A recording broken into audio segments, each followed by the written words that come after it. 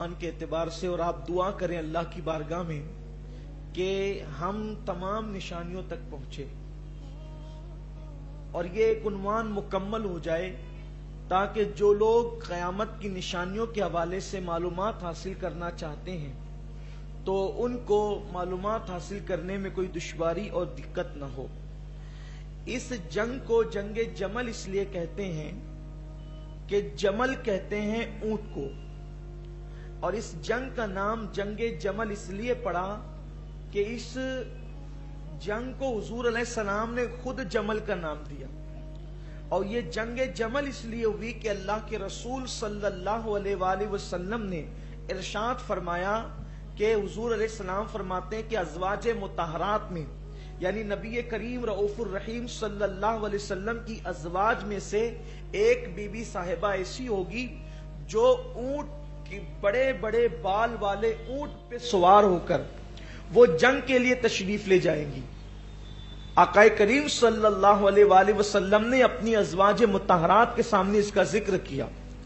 اب یہ پورا عنوان ہی غیب ہے، قیامت کی ایک ایک نشانی جو آپ دیکھ رہے ہیں، سن رہے ہیں، جو مکمل ہوئی ہے، یہ سب غیب ہے، اور اس پر پوری امت کا اتفاق ہے کہ اللہ کے رسول صلی اللہ علیہ وآلہ وسلم نے قیامت کی نشانیاں بیان کی۔ لوگ قیامت کی نشانیاں حدیث میں پڑھتے بھی ہیں، بیان بھی کرتے ہیں، اس پہ تقریریں بھی کرتے ہیں، اور پھر یہ بھی کہتے ہیں کہ نبی کو علم غیب نہیں تھا۔ یہ بہت عجیب سی بات ہے، یہ عجیب سی بلہبی ہے، بلعجبی ہے یہ کہ نبی پاک علیہ السلام نے فرمایا کہ جنگ جمل ہوگی، بلکہ اس جنگ کا نام جنگ جمل خود حضور نے رکھا ہے۔ آقا کریم صلی اللہ علیہ وآلہ وسلم فرماتے ہیں کہ میری ازواج مطہرات میں ایک بی بی صاحبہ ہوگی کہ جو بڑے بڑے بال والے اونٹ پر بیٹھ کر جو ہے وہ جنگ کے لیے تشریف لے جائے گی۔ تو اماں عائشہ صدیقہ سلام اللہ علیہا کی عمر چھوٹی تھی، وہ یہ بات سن کر ہنس پڑی، اس لیے ہنس پڑی کہ پتہ نہیں کون ہوگی، وہ کون سی بی بی صاحبہ ہوگی جو جنگ کے لیے نکلے گی، جبکہ وقرنا فی بیوتکنا، اللہ فرماتا ہے کہ اپنے گھروں میں بیٹھی رہو، پردے میں رہو، گھر سے باہر نہ نکلو۔ اماں عائشہ کو حیرت ہوئی تھی، جناب صدیقہ نے حیرت کی تھی، وہ کون سی بی بی صاحبہ ہوگی، اس پہ ہنس پڑی۔ ایسا ہوتا ہے نا کہ کوئی حیرت انگیز بات جب اپنے سامنے آتی ہے تو اچانک ہنسی نکل جاتی ہے، تو ام المومنین حیرت سے ہنس پڑی۔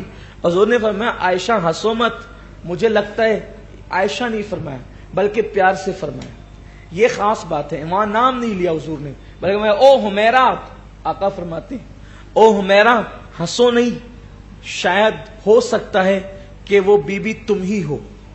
حضور نے اشارہ بھی دے دیا، وہ بی بی تم ہی ہو۔ پھر دوسری حدیث طبرانی نے اس کو لکھا ہے، امام ابو نعیم نے بھی اس کو لکھا ہے کہ آقا کریم صلی اللہ علیہ وسلم نے ایک دن مولا کائنات سے کہا، علی اگر تیری جنگ عائشہ کے ساتھ ہو تو ان کے ساتھ حسن سلوک کرنا اور خیر کا معاملہ کرنا۔ پھر مولا کائنات فرماتے ہیں ایک دن میں اور جناب زبیر، یہ حضرت زبیر ابھی تذکرہ آگے آ رہا ہے، آقا فرماتے حضرت مولا کائنات کہتے ہیں ایک دن میں اور زبیر، یہ حضرت زبیر مولا کائنات کے پھوپھی زاد بھائی ہیں۔ حضرت زبیر بن عوام یہ حضرت سیدہ صفیہ کے بیٹے ہیں اور ان کو حواری رسول کہا جاتا ہے۔ تو ایک دن جناب زبیر اور مولا کائنات دونوں ہاتھ میں ہاتھ ڈال کر کھڑے تھے، تو سرکار نے فرمایا زبیر کیا تو علی سے محبت کرتا ہے؟ حضرت زبیر نے کہا یا رسول اللہ بالکل محبت کرتا ہوں۔ تو آقا کریم صلی اللہ علیہ وآلہ وسلم نے فرمایا کہ زبیر ایک دن تو علی سے لڑے گا۔ دیکھیں وہاں ایسے آثار ہی نہیں تھے کہ لڑائی ہو، لیکن حضور علیہ السلام غیب دا نبی فرما رہے ہیں، اور یہ ساری باتیں اہل سنت کی کتب میں موجود ہے، اور جو لوگ اہل سنت نہیں ہیں، جو خارجی طبقے سے تعلق رہتے ہیں، ان کی کتابوں میں موجود ہے۔ پھر یہ روافظ کی کتابوں میں بھی موجود ہے یہ روایتیں سب، اس کا کوئی انکار ہی نہیں کر سکتا۔ محبت ہاتھ میں ہاتھ ڈال کر کے کھڑے، حضور فرماتے ہیں ایک دن زبیر تو لڑے گا۔ ان کو حیرت ہوئی یا رسول اللہ میں لڑوں گا علی سے؟ آقا فرماتے ہیں ہاں، لیکن یاد رکھنا اس وقت تو غلطی پر ہوگا، تو خطا پر ہوگا۔ آقا کریم صلی اللہ علیہ وسلم نے نشاندہی بھی فرما دی کہ اس وقت تو خطا پر ہوگا۔ ایک دن مولا کائنات حضور کی بارگاہ میں حاضر تھے، سرکار نے فرمایا علی میری ازواج میں سے ایک بی بی صاحبہ سے تیری جنگ ہوگی۔ تو مولا کائنات نے کہا یا رسول اللہ پھر تو میں بد نصیب ہوں. سرکار نے میں نہیں علی تو بد نصیب نہیں ہو سکتا. علی بد نصیب کیسے ہو سکتا؟ علی جس پر نظر ڈال دے اس کے نصیب چمک جاتے ہیں, تو علی بد نصیب. عرض کیا رسول اللہ میں بد نصیب. آقا فرماتے ہیں تم بد نصیب نہیں ہو علی, بلکہ یہ اللہ تبارک و تعالی کا فیصلہ ہے کہ, لیکن بس یہ یاد رکھنا کہ جب اس سے جنگ ہو تو اس وقت میری نسبت کا خیال کرنا اور بہت خیر کے ساتھ اس کو جو ہے وہ مدینہ منورہ پہنچانے کی کوشش کرنا. اب یہ جنگ جمل ہوئی کیسے؟ بات یہ ہوئی کہ پچھلی نشست میں آپ سن چکے ہیں کہ حضرت سیدنا عثمان ذوالنورین کو جب شہید کر دیا گیا, حضرت عثمان غنی کی شہادت ہوگی. اب یہ یہاں خاص بات, جو نوجوان ہیں, جو تحقیق کا جذبہ رکھتے ہیں, جو اسلامی تاریخ پڑھتے ہیں اور سمجھنے کا جذبہ رکھتے ہیں, ان کی میں توجہ چاہتا ہوں, کیونکہ تاریخ کے اندر الگ الگ باتیں موجود ہیں. تاریخ کو کبھی بھی من و عن مانا نہیں جا سکتا. تاریخ کو کبھی بھی, کسی کی بھی تاریخ ہو, تاریخ لکھنے والا کوئی مورخ ہو, من و عن آپ اس کو نہیں مان سکتے. اس لیے کہ مورخ جب تاریخ لکھتا ہے تو وہ گم شدہ کڑیوں کو اپنے ذوق کے مطابق جوڑتا ہے. تاریخ کی تعریف ہی یہ ہے کہ گم شدہ جو ہے وہ کڑیوں کو اپنے ذوق کے مطابق جوڑا جاتا ہے اور پھر تاریخ لکھی جاتی ہے. دوسری چیز, جب مورخ تاریخ لکھتا ہے تو اس میں حالات کا بہت عمل دخل ہوتا ہے, حکومت کا بھی عمل دخل ہوتا ہے. اب آپ دیکھ رہے ہیں ان دنوں ہندوستان کے اندر جو تاریخ لکھی جا رہی ہوگی یا لکھی جا رہی ہے, اس کا حال کیا ہے. ایک چھوٹی سی بات آپ کو کہتا ہوں, ٹی وی پر بیٹھ کر ڈیبیٹ ہوتا ہے کہ اورنگزیب کے نام کے جتنے راستے اور جتنی چیزیں وہ سب ختم کر دو, اس لیے کہ اورنگزیب ایک ظالم بادشاہ تھا جس نے اپنے باپ کو نہیں بخشا. ایسے شخص کا نام کروڑ نہیں ہونا چاہیے, اس کے نام سے کوئی شہر نہیں ہونا. یہ ڈیبیٹ ہو رہی ہے نا, حالانکہ اس کا تاریخ سے, حقیقت سے کیا تعلق ہے, یہ میں صرف سمجھانے کے لیے آپ کو کہہ رہا ہوں. میرا کوئی سیاسی عنوان نہیں ہے اور نہ میں کوئی سیاسی آدمی ہوں, لیکن البتہ یہ بات ضرور ہے کہ جب بھی کہیں گڑبڑ ہوتی ہے تو ممبر و محراب ہی سے اصلاح ہوتی ہے. ہم لوگ خدمتگار ہیں ممبر و محراب کے, ہمارا کام ہے. تو یہ ڈیبیٹ چل رہا ہے نا, اور ہو رہا ہے. اور نام نہاد مسلم لوگ وہ بھی کہہ رہے ہیں کہ نہیں وہ ظالم تھا, اس لیے کہ انہوں نے پڑھا ہی نہیں ہے. اور کھڑے ہو کر پیشاب کرنے والے لوگ کیا جانے اورنگزیب کیا ہے. اورنگزیب کے متعلق پوچھنا ہے تو اس پنڈت سے جا کر کے پوچھو جس نے اپنا گھر اورنگزیب کے اخلاق کو دیکھ کر مسجد کے لیے پیش کر دیا. اورنگزیب کو آج کے لوگ زیادہ بہتر جانتے ہیں یا اس دور کے لوگ بہتر زیادہ جانتے تھے.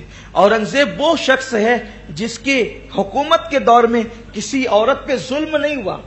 ایک عورت جنگی قیدی بنا کر کے لائی گئی تو اورنگزیب نے اپنے نبی کی سنت پر عمل کرتے ہوئے, وہ بادشاہ جس کے گھر کی وہ جو ہے وہ خاتون تھی, اورنگزیب نے کہا ہماری جنگ ان کے مردوں سے ہے, عورتوں سے نہیں ہے. بلکہ اورنگزیب رحمت اللہ علیہ نے اپنے نبی کی سنت پر عمل کرتے ہوئے, جیسے حاتم طائی کی بیٹی حضور علیہ السلام کی بارگاہ میں لائی گئی تو میرے نبی نے اپنی چادر اس کے سر پہ ڈال دیا اور آقا نے فرمایا بیٹی کسی کی بھی ہو, بیٹی تو بیٹی ہوتی ہے. اورنگزیب نے سنت پہ عمل کر کے عزت کے تحفظ کے ساتھ اس کے گھر تک کے اس کو پہنچایا.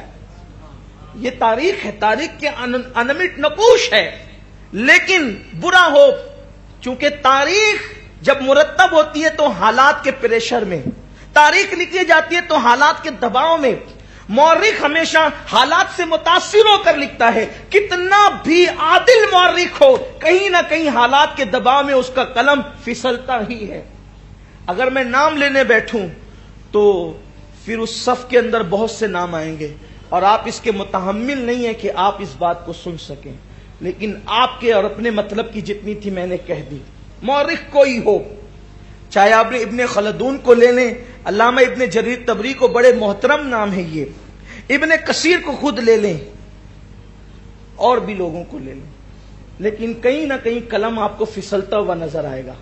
تو پھر ہمارا طریقہ تاریخ کیا ہوتا ہے؟ اب آپ سوچیں گے کہ جب آپ سب کو یہ کہہ رہے ہیں کہ کسی کی بات میں نہیں مانی جاتی تو آپ کو یہ کیسے ہو گیا؟ آپ کو الہام ہوتا ہے؟ مجھے الہام نہیں ہوتا. ہم نے اپنے بزرگوں کے طریقے سے سیکھا ہے کہ ہم تاریخ کو مسلمہ عقائد کے سامنے پیش کرتے ہیں. ہم تاریخ کو یا کوئی بھی واقعہ ہماری نظروں کے سامنے آئے ہم اس کو مسلمات کے سامنے، عقائد و نظریات جو ہیں جس میں کوئی شک و شبہ نہیں، اس کے سامنے پیش کرتے ہیں. اگر وہ چیزیں اس کی تصدیق کر دے تو ہم مان لیتے ہیں، اور اگر عقائد اس کی تصدیق نہ کرے، مسلمات اس کی تصدیق نہ کرے، اجماع امت اس کی تصدیق نہ کرے، تو کہنے والا کتنا بھی بڑا ہو پھر ہم اس کی بڑائی کی پرواہ نہیں کرتے، ہم پھر اسلامی عقائد و نظریات کے پابند رہتے ہیں. تاریخ کے اندر اصحاب رسول کے بارے میں، ازواج رسول کے بارے میں، بنات رسول کے بارے میں، اور حضور علیہ السلام کے خلفاء کے بارے میں، حضور کی اہل بیت کے بارے میں، تاریخ جہاں جہاں بھی بے اعتدالی کی باتیں کرتی ہے ہم اس کو جوتے کی نوک پہ رکھتے ہیں، چاہے بولنے والا کتنا بڑا ہو، اس لیے کہ ہمارا یہ نظریہ ہے. ہم تاریخ پر ایمان نہیں لائے، ہم قرآن اور حدیث پر ایمان لائے ہیں. آج کل جو نوجوان چھوکرے جن کو کچھ پتا نہیں ہے، جنہیں غسل کی سنتیں یاد نہیں ہیں کہ غسل میں سنتیں کتنی ہیں، وہ صحابہ پہ ڈسکس کرتے ہیں. انہوں نے ایسا کیوں کیا، انہوں نے ایسا کیوں کیا. ایک مرتبہ حضرت زبیر کے متعلق، حضرت زبیر بن عوام کے متعلق، انہی کے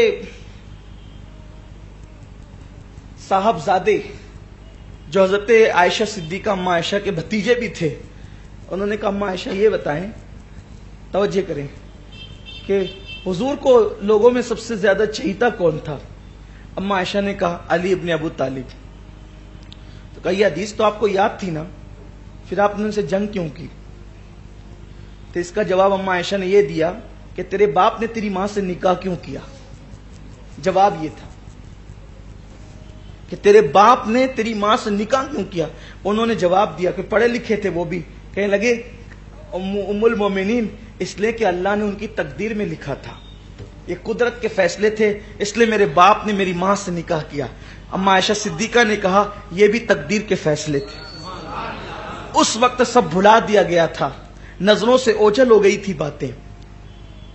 تو بات یہ کرنے چلا تھا تمہید کے طور پہ کہ ہم تاریخ کو من و عن نہیں مانتے. تاریخ کے اندر اگر کسی صحابی کے کردار کو مشکوک کیا گیا ہے ہم مورخ کو برا کہیں گے، صحابی کو برا نہیں کہہ سکتے، کیونکہ اللہ کے مقدس کلام میں موجود ہے وَقُلْنَا وَعَدَ اللَّهُ الْحُسْنَى، اللہ نے ہر صحابی کے ساتھ خیر اور حسنہ کا وعدہ کر لیا ہے، چاہے وہ فتح مکہ سے پہلے ایمان لائے ہوں چاہے فتح مکہ کے بعد ایمان لائے ہوں.